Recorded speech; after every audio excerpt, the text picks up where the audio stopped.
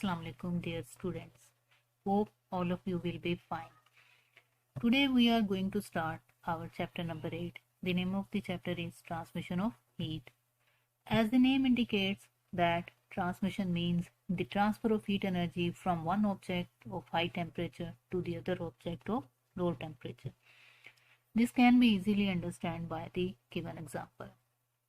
If you will take a metal rod and put the one end of the rod on the flame of the candle, then after a few minutes you can observe that the heat is transferred from one part to the other part. Now, this transfer of heat energy from one part of the metal rod to the other part is called as thermal energy, in which energy is flow due to the motion of the particles of matter. Now question arises how this energy is transferred from one part to the other part. For the understanding of this, we should recall our previous knowledge in which we have studied that all states of matter contain particles in them, and all these particles are in specific motion in their specific. These particles can vibrate in their specific position. Therefore, when these particles get energy from the heat source, they start colliding with the other neighboring particles, and these collisions between the particles result in the transferring of heat energy. That can be easily understood in the given picture. For more understanding, you can observe these pictures in which you can observe that one particle get heat energy and it will strike to the neighboring particles, or it will collide with the neighboring particle to transfer heat energy. In this way, these collisions result in the transfer of heat energy from one part to the other part. The given example is shown for the solid particles. Now, in case of liquid and gases, where the particles are move easily due to the spaces in between them, these particles get heat energy and they can move from one place to the other place. During their movement, they will strike with the other particle and transfer heat energy.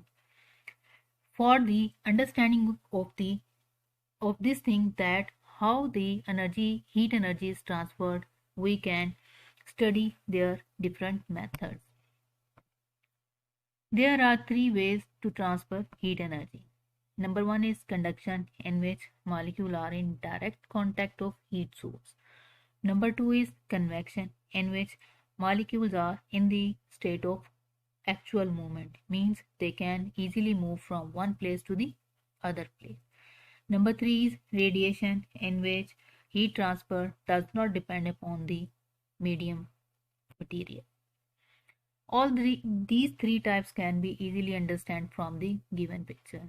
Here you can observe a metal pan that is getting heat from the stove directly, and heat can reach from one part of the pan to the other. And the other method is convection, in which water molecule get heat from the pan and they will move from one part to the other part in specific upward and downward movement. The water molecule can get heat by the process of convection. The third method is radiation, in which heat is transferred in the form of waves from one place to the other. Now we will discuss all these three methods one by one in detail. Number one is conduction.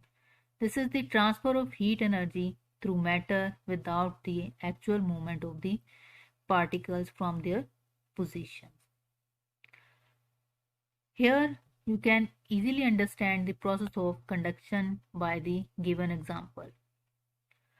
You can notice a pan which is present on the burner, and here is a picture in which you can easily observe the transmission of heat from one part of molecules to the other.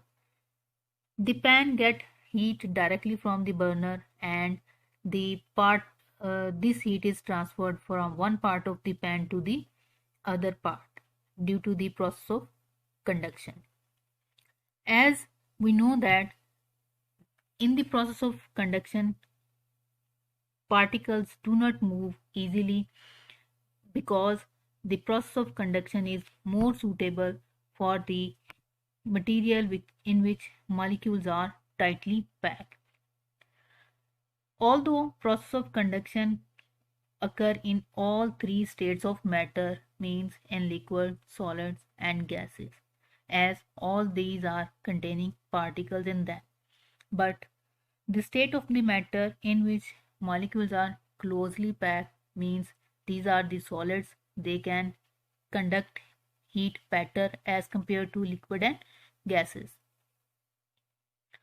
Because in liquid and gases, molecules are far apart from each other and they can move from one place to the other place easily.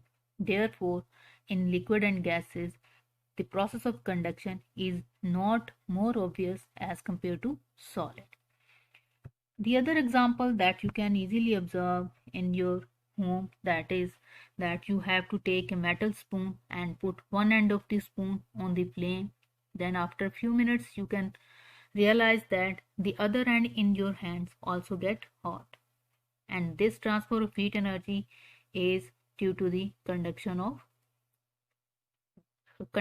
heat.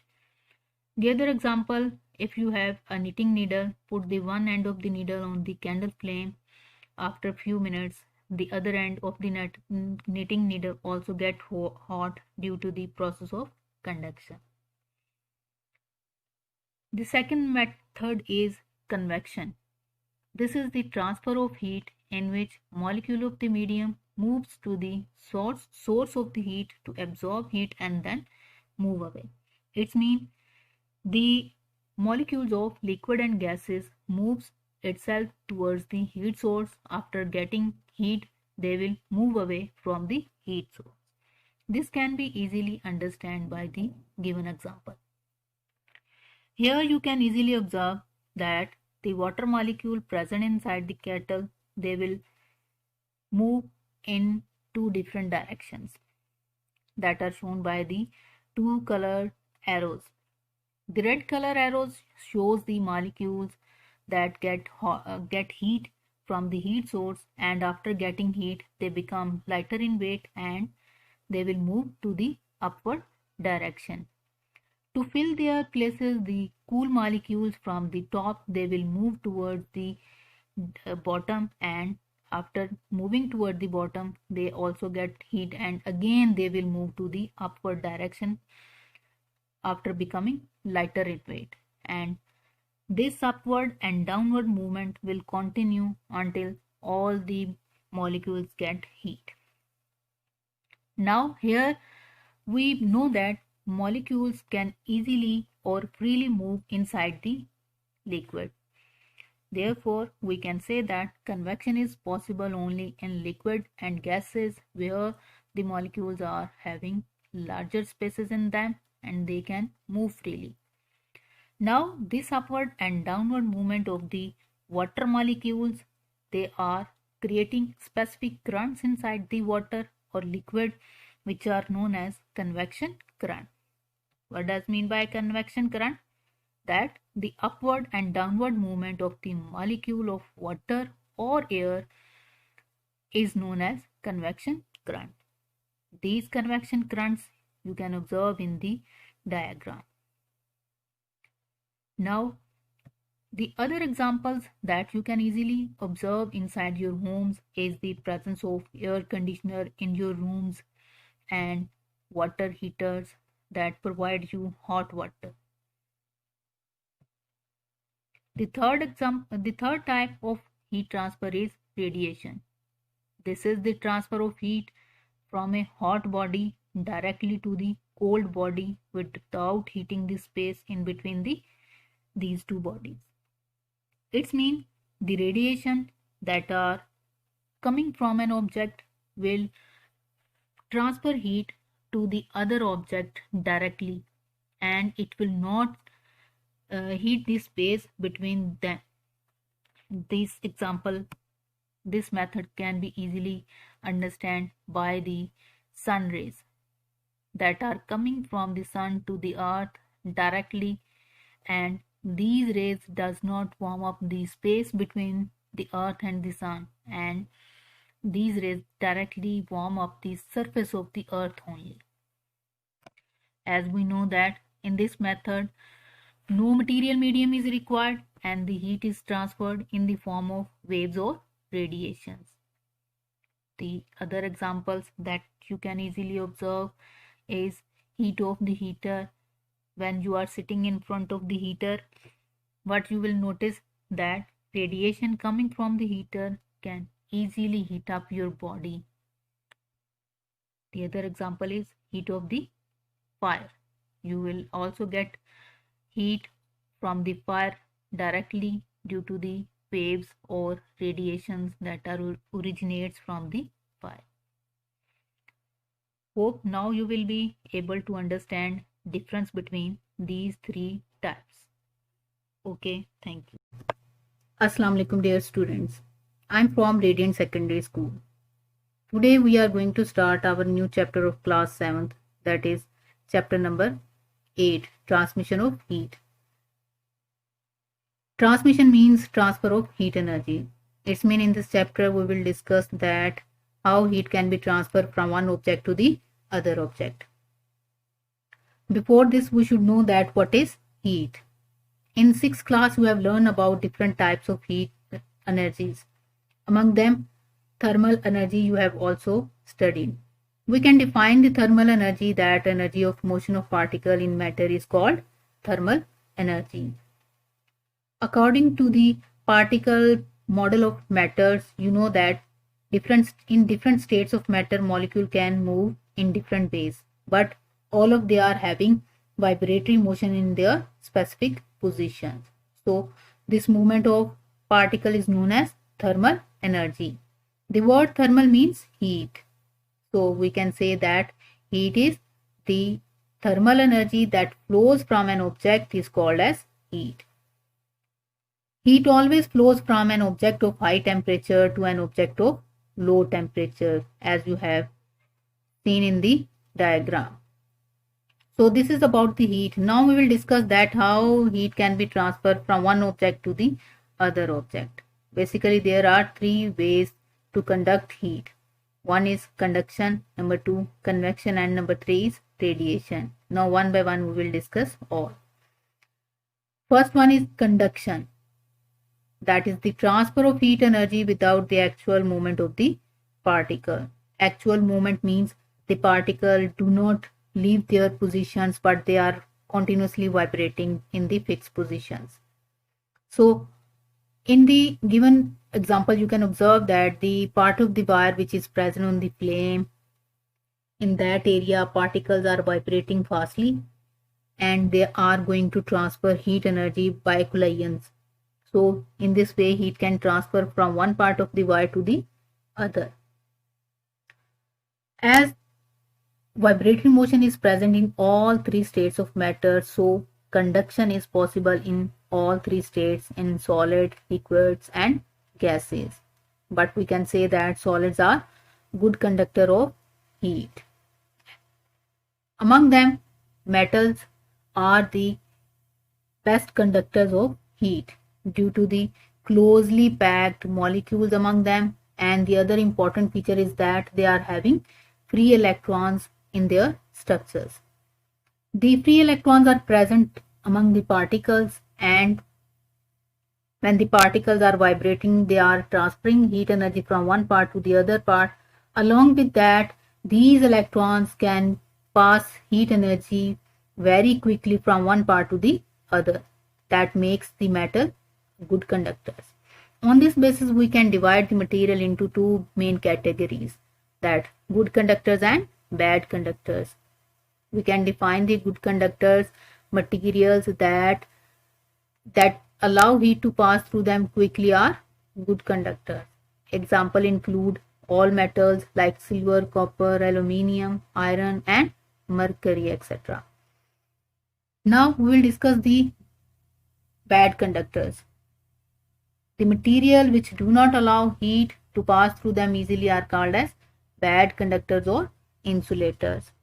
Example includes air or any gas, cork, glass, plastic and wood, etc.